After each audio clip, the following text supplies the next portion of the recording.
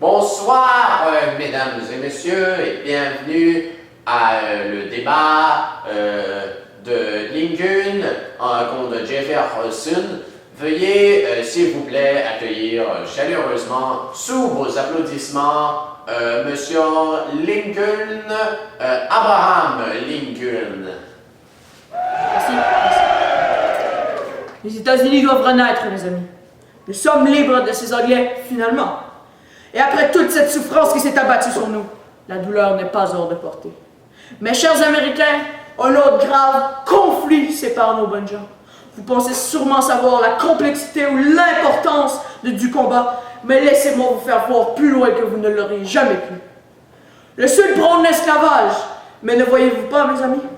1783, nous venons de prendre possession de nos êtres. Nous étions maîtres de nous-mêmes. C'était nous, mes amis. Nous étions ces Noirs qui souffrent. Nous étions ces esclaves pitoyables. Est-ce que tous ceux morts pour notre liberté devraient voir du palais de lumière un monde qui se sont battus pour sauver? Près de 80 ans plus tard, leur travail d'ardeur indéclinable reste avec nous encore. L'union sera celle qui va stopper la Confédération.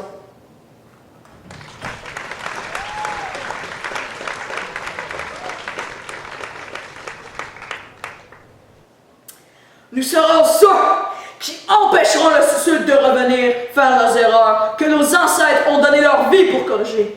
La seule façon de foncer vers le futur est de ne pas se faire aspirer par le passé. Jefferson Davis cherche une guerre et maudit soit-il, il la trouvera. Nous devons vivre selon la philosophie que nos pères fondateurs ont laissée derrière eux pour nous donner un futur plus clair.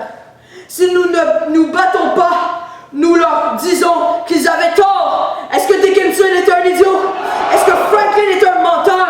Est-ce que Langdon n'était pas qu'un égoïste?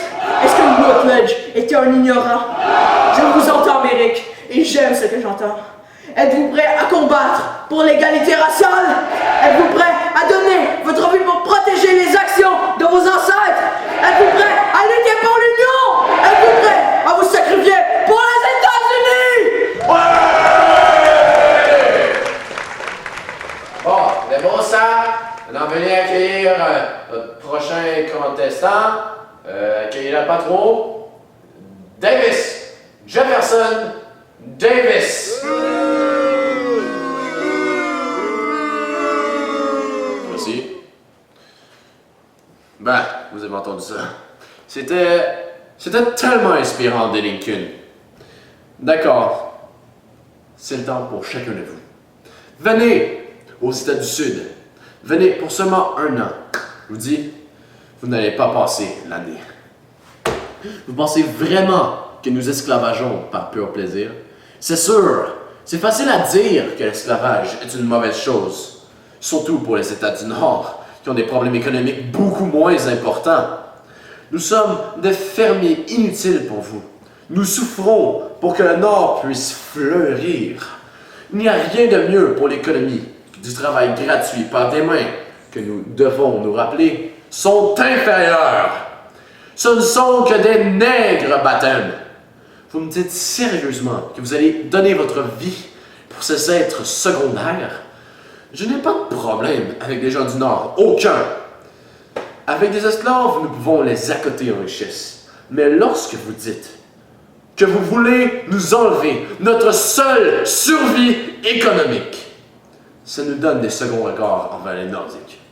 Vous devez comprendre, citoyens, c'est notre droit d'utiliser ces gens pour rendre le pays une meilleure place. N'était-ce pas ça le désir des pères fondateurs? Ne voulaient-ils pas un vrai pays hors de nous? Colonie? Il n'y a pas de meilleur moyen que l'esclavagisme. Dans notre dominance envers des êtres moins qu'humains, nous recevons nos libertés. Nous gagnons des moyens de faire de nous des personnes plus instruites, plus libres de choisir notre profession, notre chemin dans la vie. Nous pouvons aller plus loin, plus vite que n'importe qui. N'était-ce pas ça la vraie définition de liberté? Comme le voulaient nos ancêtres, nous rendons l'Amérique indépendante. Vous ne pensez pas vraiment que ces nègres font partie de nous? Ils sont sous nous. Alors, je vous le demande avec grand sérieux.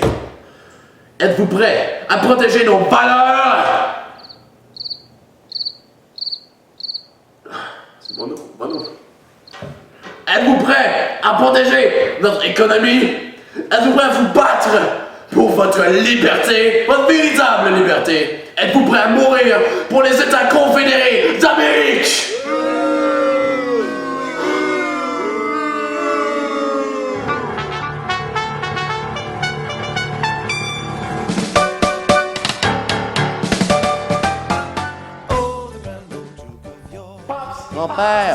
Grand-père, as-tu entendu?